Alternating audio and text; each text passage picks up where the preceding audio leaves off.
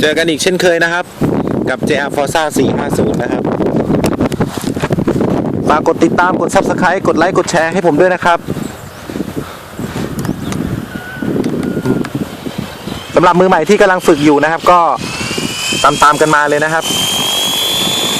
ผมก็จะบินเข้าท่าออกท่าเบาๆนะครับไม่ได้หนักอะไรมากมายนะครับ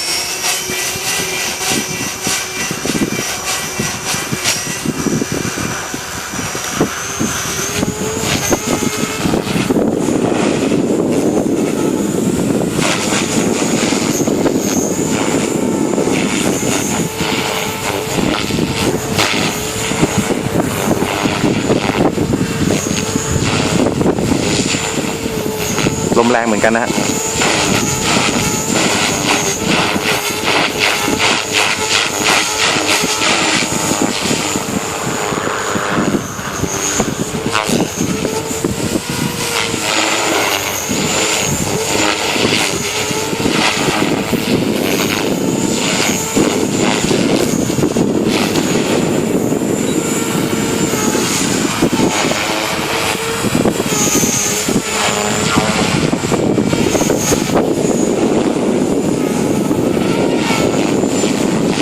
โอ้ยลมแรงนะฮะ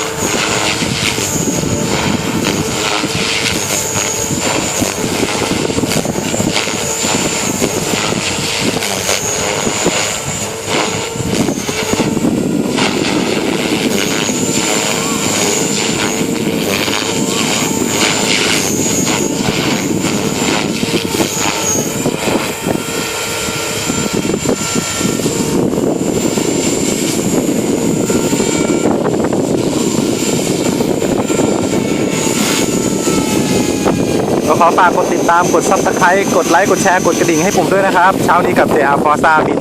นุ่มๆนะครับเข้าท่าออกท่าเบาๆนะครับสวัสดีครับ